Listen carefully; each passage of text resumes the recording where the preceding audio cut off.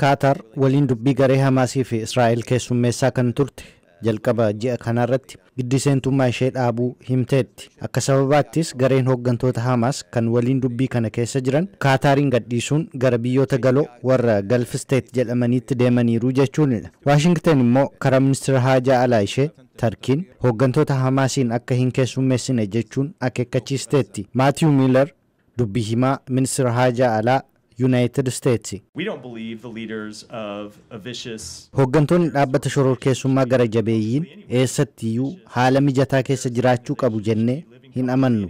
Pirezidaantiin Tarkii Recep Tayyip Erdogan deeggaraa Hamaas yommuu ta'u garee bilisummaaf falmu jechuunis ibsa. Yeroo hoogganaan garee Hamaas Ismaa'eel Hanniyyee ajjeefamettis guyyaa gaddaa akka biyyaalessaatti labseeraafi. Soolii Ozel Veenaa keessatti Instituutii Hiimaan Saayinsiitti barsiisaa kan ta'e hooggantoonni Hamaas warra yeroo hundaa Tarkiin daawwatanii jechuun ibsa. They have been coming and going to Turkey. Isaan waggootaaf Tarkii dhufanii deebi'u.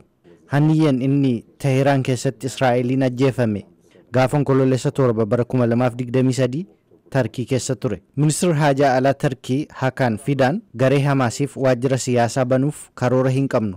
Garuu Ankaraan imaammata miseensota Hamaasiin keessummeessuu itti fuftii jedhan. Mesut Kaasin Yuunivarsiitii Istaanbul Yeedi Teeppeetti barsiisaa hariiroo idil addunyaa fi gorsaa pirezidaantii Tarkii kan ta'e akkas jedha. Ankara will continue his position. Tokkoffaa Ankaraan ejjennoo ishee isa miseensota Hamaasiin keessummeessuu itti fufti. Lammaffaa bu'uura nageenyaa galmaan ga'uuf waliin dubbii Hamaas waliin godhan itti fufti. Ariitiidhaan nagaa fi tasgabbii barbaanna.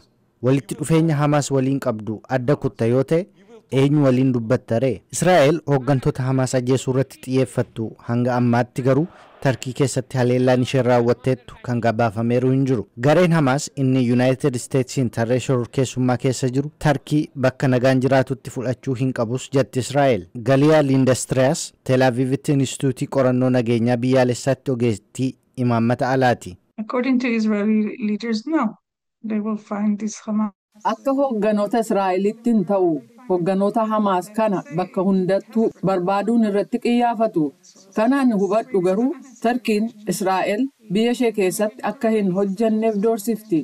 Kun egaa naannoo duraanuu waldhabdee hedduudhaan rakkachaa jiru keessatti waldhabdee hin barbaachifne uuma. Hamaas ammayyuu lammiilee Israa'el ukkaamsee fudhateeru dhibbootaa ol of harkaa qaba.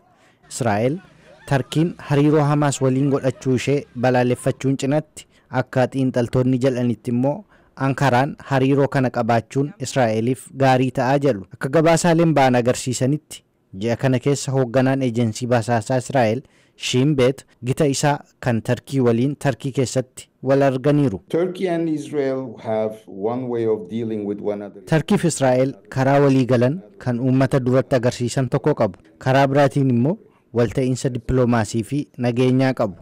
Kuni karaa yeroo hunda hordofan ture. Lammiileen Israa'el pirezidaantii United States filannoo injifate Donald Trumpin deeggaraa cimaa Israa'el jechuun yommuu jajatan, kun immoo namoonni tokko tokko hariiroo Tarkiin Hamaas waliin qabduuf itti gaafatamummaa guddaa kan hordofsiisuu fi bulchiinsa haaraa United States waliin sababa wal dhabdee haaraa ta'uu mala jedhu jala gabaasni Dorian Jones.